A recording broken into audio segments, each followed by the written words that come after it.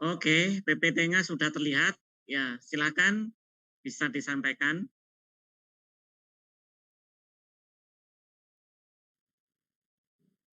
Ini masih ada 2 orang yang belum bergabung, apakah langsung dimulai aja, Pak? Ya, kita mulai aja sambil Oh, nunggu yang belum. Ya, nanti biar langsung join aja yang belum bergabung.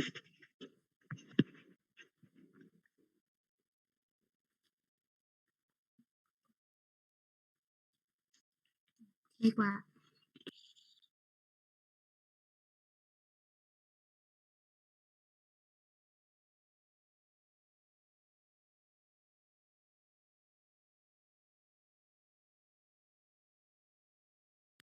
Ya, baik, saya mulai. Assalamualaikum warahmatullahi wabarakatuh. Kami dari kelompok 2C izin menyampaikan presentasi dengan jurnal berjudul Natural Historical Study Evolution of Evolved Gastropods dengan anggota kelompok sebagai berikut. Ya, yang pertama, Asia Tenggara ini memiliki kepadatan dan keanekaragaman spesies tertinggi di habitat laut dangkal yang berkontribusi terhadap kekayaan spesies dunia secara keseluruhan, tetapi menghadirkan tantangan taksonomi dan sejarah alam yang sulit untuk didokumentasikan semuanya. Contoh kasusnya adalah pada famili Gastropoda bivalvia ini, yaitu Julidae, yang merupakan platform tropis yang terkenal karena morfologinya yang memiliki cangkang simetris dua bagian yang sangat menyerupai bivalvia. Menyadari adanya konvergensi morfologi cangkang gastropoda ini dengan plat moluska yaitu bivalvia, yang mana sangat berbeda, dapat memperluas gagasan tentang perbedaan di antara gastropoda dan juga menjadi penting untuk memahami evolusi morfologi dari moluska. Kebanyakan gastropoda sarkoglosan, termasuk semua anggota Julidae, ini memiliki ciri-ciri warna tubuh yang khas, yaitu hijau, dan juga ukuran tubuh yang kecil, yang membuat banyak sarkoglosan sangat tersamar dan mudah diabaikan oleh para ahli biologi di lapangan. Spesies Julidae ini terdapat di seluruh daerah tropis, termasuk Karibia, Asia Tenggara, Australia, dan pulau-pulau Pasifik, di mana di Jepang sendiri sudah tercatat 4 spesies dan 2 genus, karena Jepang menjadi daerah di mana Julidae hidup pertama kali dipelajari yang mengarah pada pengakuan mereka sebagai gastropoda, bukan bivalvia. Sedangkan pada daerah yang Asia Tenggara dengan megadiversitas seperti Malaysia dan Singapura, hanya ada 1 spesies yang tercatat saat ini. Sehingga penelitian ini mengumpulkan mengumpulkan pengamatan spesies tersebut, yaitu Berthellinia singaporensis, dari studi lapangan dan juga laboratorium untuk penjelasan sejarah alamnya, dengan tujuan mempertimbangkan aspek biologi reproduksi dan juga ootekologi yang dapat membatasi potensi divergensi spesies lebih lanjut dalam body plan terspesialisasi dan mendorong evolusinya menjadi bentuk bivalvia. Ya, apakah saudari Harifah sudah ada di room? Jika belum, saya akan lanjutkan. Bahan dan metodenya, spesimen ini diperoleh dengan mengumpulkan beberapa spesies tanggal hijau, genus Caulerpa, dan identifikasinya ditentukan dengan hati-hati berdasarkan morfologi kasar dan juga perbandingan dengan daftar regional tersedia. Untuk spesimen Berthellinia diidentifikasi dengan deskripsi aslinya, dan analisis fragmen DNA penanda barcode standar dan spesimen Berthellinia singaporensis menunjukkan tidak ada perbedaan yang signifikan. Sedangkan untuk Caulerpa lentivera digunakan untuk memberi makan, namun hewan yang bertelur dipindahkan ke Caulerpa sp untuk memungkinkan pengamatan masa telur yang lebih baik. Ketika masa telur diamati dengan hewan penangkaran, masa telur ini dikikis dari alga dan dipindahkan ke cawan petri. Lalu dilakukan pengamatan harian dan dokumentasi untuk perkembangan embrio yang digunakan untuk merekam waktu transisi antara tahap embrio berurutan. Embrio kemudian difoto dengan Olympus BX43F komponen mikroskop dan Olympus DP22 kamera. Lalu ketika Feldiger pertama diamati menetas dari masa telur, seluruh sisa telur dan larva yang berenang bebas itu dipindahkan dalam gelas 250 ml dengan air laut dan diangin-anginkan, kemudian diberikan beberapa tetes konsentrat mikroalga nanochlorophyllis dari kultur laboratorium. Lalu setelah sebagian besar larva diamati, batang pendek itu ditambahkan ke wadah untuk mendorong penyelesaian dan pemberian makan. Larva yang berhasil menetap dimonitor beberapa kali setiap hari hingga mereka menyelesaikan metamorfosis akhir ke bentuk dewasa Bivalvia terminal. Selama kurang lebih 3 tahun penelitian, populasi penangkaran berulang kali diisi dan koleksi lapangan dan penangkaran reproduksi serta jumlah spesimen penangkaran itu bervariasi di kedua populasi. Yang selanjutnya akan dilanjutkan oleh rekan saya.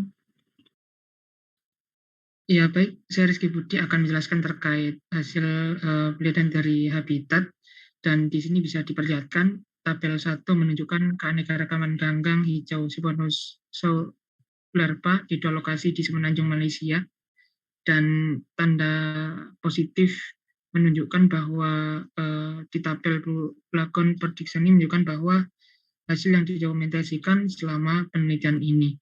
Dan untuk angka 1 merupakan data sekunder pada wilayah prediction yang didapatkan dari penelitian yang dilakukan oleh Asmida DKK tahun 2017, dan angka 2 menunjukkan data sekunder pada wilayah Merambang yang didapatkan dari hasil penelitian yang dilakukan oleh Mutahara DKK tahun 2014, dan tanda bintang menunjukkan spesies baru dalam penelitian ini. Namun yang tidak termasuk dalam daftar spesies Caulerpa di wilayah Malaysia seperti penelitian yang dilakukan oleh Pang DKK pada tahun 2016.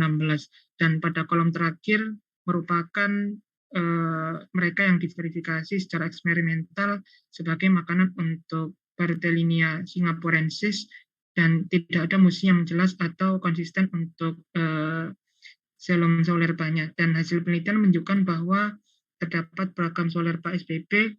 Jika diidentifikasi Saulerpa lamoroxi, ditunjukkan bahwa di 2 lokasi lapang bahwa terdapat penambahan jumlah taksa Saulerpa yang tercatat menjadi 9 spesies. Slide selanjutnya.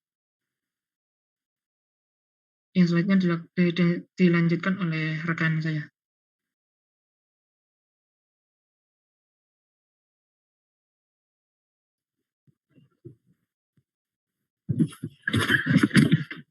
Berdasarkan hasil pengamatan, ukuran individu yang ditemukan di lapangan dikumpulkan. Kemudian Caulerpa memiliki panjang cangkang antara 1,5 hingga 3 mm. Individu yang ditahan di penangkaran memiliki ukuran cangkang yang lebih besar dengan ukuran cangkang maksimal 5 mm. Pada April 2016, sekelompok lebih 20 hewan dewasa dengan ukuran yang sama dikumpulkan bersama. Meskipun kelompok itu dibagi menjadi akuarium independen atau di gedung yang berbeda dengan pasokan air laut terpisah, mati dalam waktu singkat pada awal Oktober 2016. Didapati total 50 masa telur yang diletakkan oleh hewan disimpan di koloni tawanan jangka panjang. Diameter telur unclave di dalam kapsul adalah sekitar 83 meter. Pengamatan berulang terhadap masa telur yang sedang berkembang yang dihasilkan oleh hewan yang dikumpulkan di Marangbong semuanya mengikuti kalender perkembangan yang konsisten. Dapat dilihat seperti pada slide. Embrio yang sedang berkembang mengalami fase Trachopor yang sangat singkat dalam sebelumnya bermetamorfosis menjadi Veliger gastropoda sekitar 72 jam setelah pembuahan. Larva mengalami metamorfosis sekunder setelah penyelesaian untuk mencapai bentuk Bivalvia dewasa. Sekitar 10 hari setelah pembuahan, larva menetas berenang sebagai gastropoda Veliger dengan cangkang kecil melingkar. Berdasarkan teratur, Veliger dapat menarik kembali ke dalam cangkang dan menghasilkan tambatan lendir elastis yang dapat merekatkan ke substratum. Dengan tidak adanya agitasi permukaan melalui aerasi, larva protonok menempel ke permukaan. Fase berenang atau penyebaran ini berlangsung selama 1-3 hari sebelum hewan menetap dan mulai makan.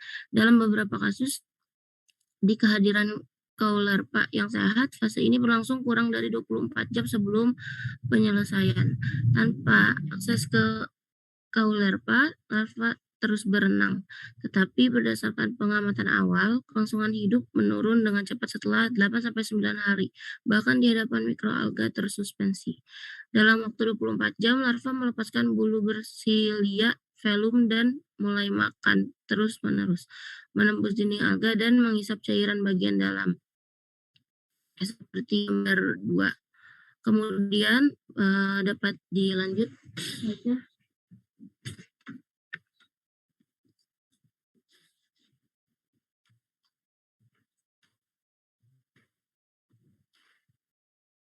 Kemudian pada slide berikutnya, embrio dan larva tidak berwarna dan hampir transparan, dan mulai berubah menjadi hijau setelah mereka makan selama beberapa hari, dan menyelesaikan metamorfosis kedua ke bentuk bivalvia seperti gambar pada slide.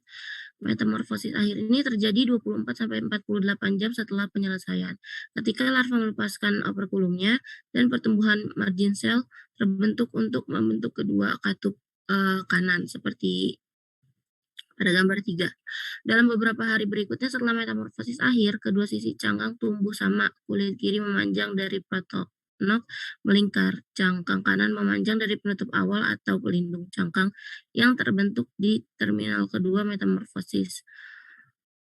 Baik, slide selanjutnya akan dilanjutkan oleh rekan saya. Baik, selanjutnya merupakan bagian discussion. Yang pertama yaitu habitat dan siklus hidup. Kebiasaan makan yang luas dari Barthelenia singaporensis berlawanan dengan garis keturunan sakuglosan lain, yang mana organisme ini memakan kaulerpa dan menargetkan tempat tertentu pada spesies tanaman pangan tertentu, seperti preferensi untuk makan dengan menghisap pramuli. Sebelumnya perlu diketahui bahwa terdapat 2 spesies dari kaulerpa yang banyak dipanen dan dimanfaatkan untuk makanan di daerah Asia Tenggara. Berdasarkan hal tersebut, peneliti dalam jurnal ini berspekulasi bahwa Barthelenia singaporensis ini menargetkan spesies kaulerpa berdasarkan konteks abiotik dari makrohabitat. Untuk konteks abiotiknya kemungkinan didorong oleh faktor-faktor seperti suhu ataupun aliran arus. Sementara untuk mikrohabitat ini kemungkinan memiliki korelasi dengan habitat yang disukai oleh kaulerpa SP. Dan untuk morfologi kaulerpa SP ini juga dapat membantu peneliti untuk lebih mudah menemukan spesimen Barthelenia seperti pada gambar 2. Untuk yang A itu pada Barthelenia singaporensis ini dapat dilihat melalui panah setiap hewannya. Untuk gambar A itu pada Kaulerpa racemosa, dan B, untuk gambar B yaitu Kaulerpa sertularoides. Dan untuk ukuran masing-masing hewan itu sekitar 4 mm.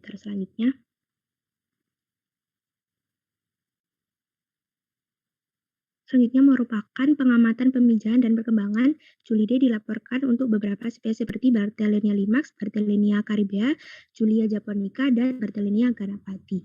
Untuk pengamatan Barthelenia australis dan beberapa penelitian pada spesies yang lebih kecil seperti Barthelenia caribea melaporkan masa telur kurang dari 100 telur. Untuk pengamatan Barthelenia ganapati yang disimpan di laboratorium hanya selama 5 minggu mampu bertelur ribuan telur dengan rata-rata yaitu 281 telur per hari, meskipun tidak satu pun dari telur tersebut dapat berhasil menetas. Kemudian untuk pengamatan masa telur pada Barthelenia singaporensis menunjukkan lebih dari 200 telur. Hasil ini secara dramatis lebih besar dibandingkan dengan pengamatan dari populasi yang sehat. Untuk pengamatan rinci tentang hasil pemijahan di Barthelenia limax menunjukkan korelasi negatif antara kualitas makanan dan telur.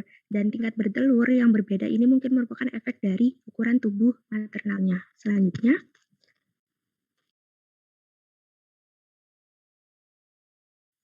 baik, selanjutnya adalah siklus hidup dari Gastropoda bilvavia, khususnya dari Barthelenia yang sempat dijelaskan oleh teman saya sebelumnya. Barthelenia singaporensis ini memiliki waktu perkembangan yang lebih singkat dibandingkan dengan Barthelenia limax. Dan tahap perkembangan dari B limax ini juga tidak musiman dan tidak terpengaruh pada suhu sekalipun pada suhu dingin. Masing-masing Barthelenia ini memiliki rentang usia yang hampir sama, yaitu 220 hari pada B limax, B caribea di bawah 220 hari, dan di bawah 1 tahun untuk B singaporensis. Pada gambar 5 ini, seperti yang sudah dijelaskan oleh teman saya sebelumnya, terlihat tahap perkembangan dari B singaporensis. Pada gambar A, B, dan C memperlihatkan tahap pembelahan pertama, kedua, dan ketiga secara berurutan. Kemudian pada gambar D ini larva memasuki stadium early trophophore yang berbentuk bulat dan memiliki silia yang berfungsi sebagai alat gerak sehingga memungkinkan larva untuk berenang. Selanjutnya larva berkembang menjadi veliger 10 hari setelah pembelahan yang dapat dilihat di gambar B. Nah, veliger ini sudah memiliki sistem organ atau bintik. Pada tahap trokofor dan veliger tahap awal, larva ini bergerak aktif dalam kapsul telur dan terus berkembang hingga ukuran yang maksimum yang menyebabkan larva tidak bisa lagi bergerak atau berputar dalam telur. Kemudian pada gambar F terlihat veliger yang sudah berkembang secara penuh. Selanjutnya ini terdapat Bertalinia singaporensis ketika mengalami tahap larva. Gambar A ini merupakan larva veliger, di mana ia mengalami fase berenang selama 1 hingga 3 hari hingga menemukan kaulerpa sebagai target makanannya. Setelah menemukan kaulerpa ini, larva veliger akan hinggap dan melepaskan velum, yaitu lobus bersilia besar yang memiliki fungsi untuk makan, berenang, dan pertukaran gas. Velum ini menembus dinding alga dan menghisap cairan atau nutrisi dari alga tersebut. Selanjutnya larva ini akan mengalami metamorfosis yang terjadi 24 hingga 48 jam setelah masa feeding. Pada metamorfosis ini, B. singaporensis berubah bentuk dari melingkar atau coil menjadi bivalvia. Pada gambar A terlihat larva yang masih memiliki operculum. Dapat kita lihat tanda panah yang menunjukkan terpisahnya flap atau penutup yang akan mengembang menjadi katup kedua. Pada gambar B, operculum mulai terlepas yang ditandai dengan garis piring yang terdapat di belakang. Kemudian gambar C ini memperlihatkan hasil metamorfosis sekunder, yaitu adanya 2 katup cangkang dengan ukuran yang sama. Selanjutnya.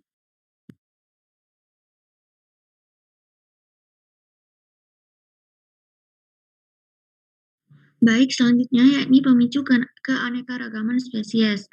Keberadaan bentuk bivalvia dari gastropoda merupakan titik kunci bukti yang digunakan untuk pertama kali mengenali kelompok moluska. Seperti dalam mengenali kelompok moluska yang punah, contohnya Rostroconchia, sebagai kelas taksonomi yang terpisah, karena mereka juga memiliki cangkang larva yang tidak memiliki katup, tetapi cangkang dewasa yang memiliki cangkang bivalvia. Kemudian Sacoglossans dianggap sebagai clade yang sangat terspesialisasi, mengacu pada sinapomorfi morfologi paring dan warna tubuh hijau, dan beberapa memiliki asosiasi yang sangat spesifik dengan alga makanannya. Kemudian Sacoglossans dan Julidae memiliki cabang yang relatif baru diturunkan dan berkembang pesat. Sacoglossans ini memiliki anatomi gastropoda yang sangat berbeda dengan gastropoda heterobranch lainnya. Dan bukti molekuler juga menunjukkan Sacoglossans dan Julidae itu merupakan cabang yang berkembang cepat dalam kelompok yang sudah berbeda dan menghasilkan analisis filogenetik molekuler awal yang rendah, sehingga sulit untuk di analisis filogenetiknya. Kemudian genus Berthellinia SI terdiri dari spesies dalam beberapa genera yang berpotensi berbeda. Dengan demikian, terdapat beberapa keragaman sederhana dalam famili. Next. Jensen 1997 menyatakan bahwa mungkin ada hubungan koevolusi atau korelatif antara keanekaragaman Sacoglossans dan evolusi tanaman pangan mereka, dan bahwa hubungan ini mungkin memiliki beberapa kekuatan prediksi tentang jumlah spesies dalam kelompok tingkat genus atau famili di dalam Sacoglossa.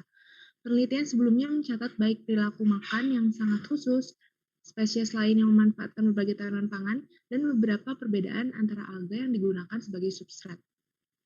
Kaulerpa spp ini mengandung fitotoksin dan termasuk kaulerpenin dalam konsentrasi yang berbeda antar spesies, dan Berthellinia singaporensis ini memakan banyak spesies termasuk spesies yang dengan metabolit sekunder yang relatif rendah, misalnya Selentilifera, dan konsentrasi tinggi C. tularoides. Selanjutnya,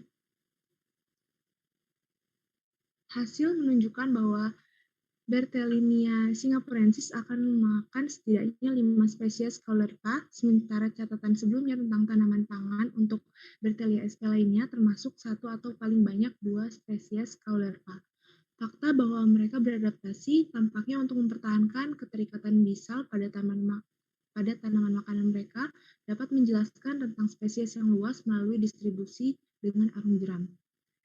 Spesies di ekosistem tropis cenderung memiliki relung khusus lebih sering daripada di ekosistem beriklim sedang, sehingga memakan satu jenis ganggang hijau mungkin relatif terspesialisasi. Tetapi dalam konteks yang relevan secara lokal di pesisir Malaysia, wilayah yang sangat beragam untuk fauna dan flora laut dangkal ini, genus Caulerpa menyediakan ceruk yang relatif luas.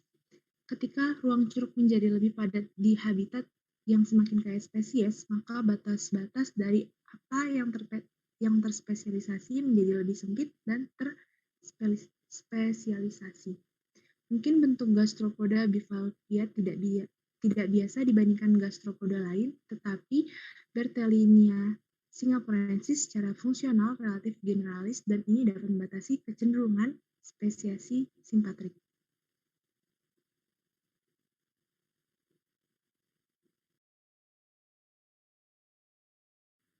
Berikutnya adalah Gastropoda bivalvia. Terdapat beberapa hipotesis mengenai evolusi dari Gastropoda bivalvia, yakni terkait dengan skripsis, mobilitas, dan juga tethering. Hipotesis terkait skripsis berhubungan dengan kemampuan hewan dalam melakukan kamuflase karena morfologi dari Caulerpa spesies yang kontras dengan morfologi dari B. singapurensis. Meskipun beberapa spesies dari tanaman Caulerpa spesies ada yang mempunyai morfologi mirip dengan B. singapurensis, kemiripan tersebut masih dapat dinotis atau dibedakan. Yang kedua adalah hipotesis kedua, yakni terkait dengan mobilitas dari bentuk cangkang Berthellinia yang datar. Bentuknya yang demikian dapat memudahkan hewan ini untuk bergerak di antara ramuli Coelenterifera. Namun hipotesis ini juga belum dapat dijadikan kandidat yang paling baik disebabkan karena kurangnya eksklusivitas dari B. singapurensis dalam memilih spesies Caulerpa tertentu sebagai preferensi makanan. Yang hipotesis terakhir terkait dengan tethering atau kemampuan hewan merekat pada substrat, dan hipotesis ini merupakan hipotesis yang paling kuat. B. singapurensis dan Gastropoda subclassen lainnya menyekresi mukus tipis yang dikeluarkan melalui kaki-kakinya untuk merekat pada substrat. Ujung distal dari bagian tether atau bagian untuk merekat pada substrat diketahui memperkuat perekatan hewan dengan substrat.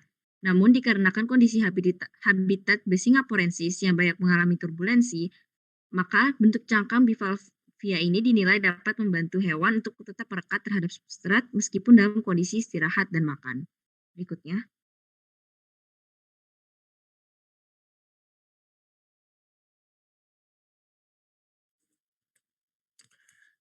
Baik, untuk berikutnya, kesimpulannya dapat disimpulkan bahwa telur dan kualitas makanan itu berkorelasi negatif, dan perbedaan egg laying rates yang ditemukan mungkin merupakan efek dari ukuran tubuh dari induknya. Dan B. singapurensis itu menjadi satu-satunya saklogosan yang bercangkang dan wajib makan serta hidup di Caulerpa sp. Sehingga B. singapurensis terspesialisasi. Pendorong evolusi dari bivalvia gastropoda dalam aspek warna tidak terkait langsung dengan usia, spesies tanaman pangan, ataupun variasi morfologis intrinsik. Evolusi bentuk bivalvia lebih didorong oleh kemampuan adaptif untuk menempel pada tanaman saat makan dan beristirahat. Bentuk bivalvia memungkinkan hewan sepenuhnya menarik diri dalam cangkang sambil mempertahankan perlekatan tambatannya.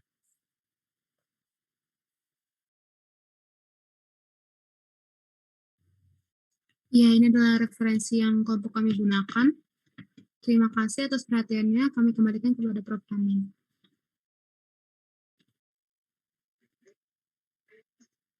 Baik, iya. Terima kasih presentasinya ya. Silakan kalau ada komentar, tanggapan atau pertanyaan.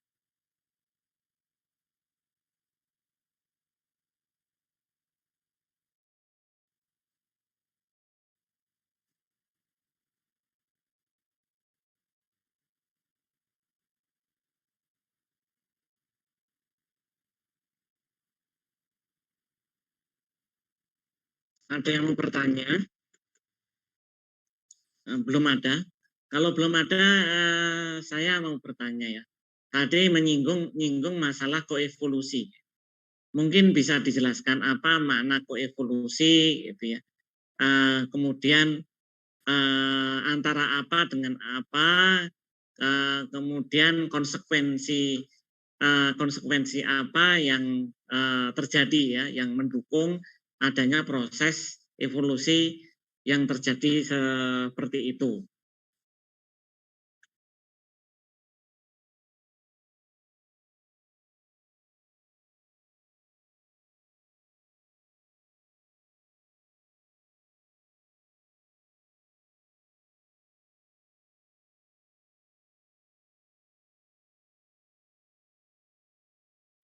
Ya, permisi Prof. Amin.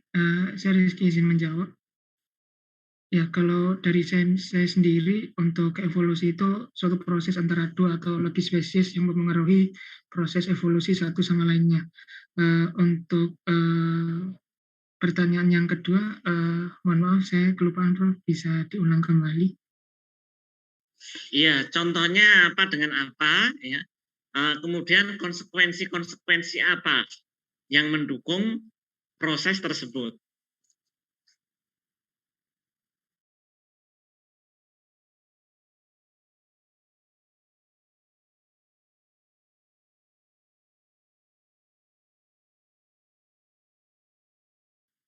Ya, baik Prof. Mungkin kalau dari saya masih belum bisa memberikan contoh, mungkin dari teman-teman yang lain.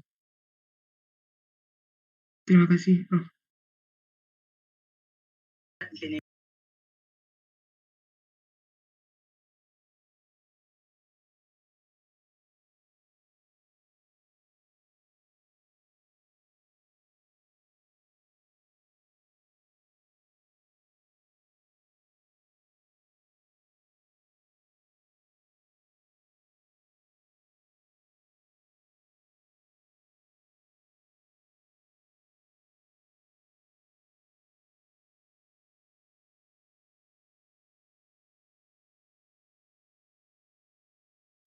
Yang lain ada yang mau menambahkan?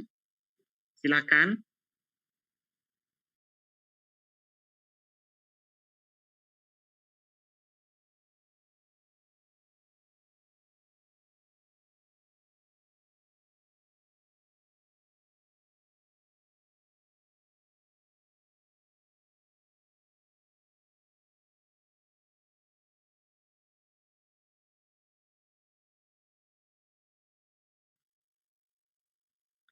Belum ada. Kalau contohnya tadi di slide kan ada, mungkin bisa disebutkan contoh koevolusi, kemudian apa yang mendukung, gitu ya. Mendukung itu dikatakan koevolusi, itu mungkin ya yang perlu dijelaskan ya.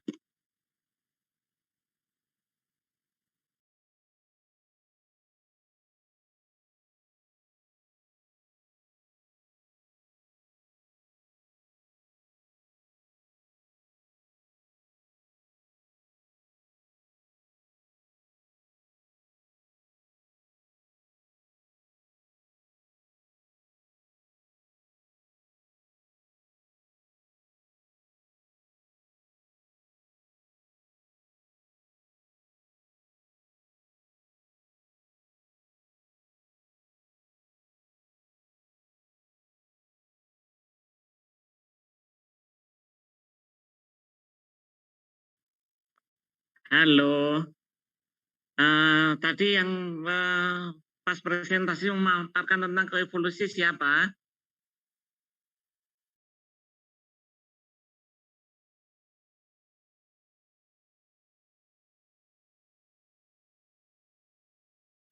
Iya Pak, permisi izin coba menjawab. Kalau sepaham saya dari jurnal ini, contohnya dari koevolusi itu hasil dari asosiasi antara antara B. singaporensis dengan spesies Caulerpa gitu Pak. Jadi sebelumnya itu diketahui taxa taxa dari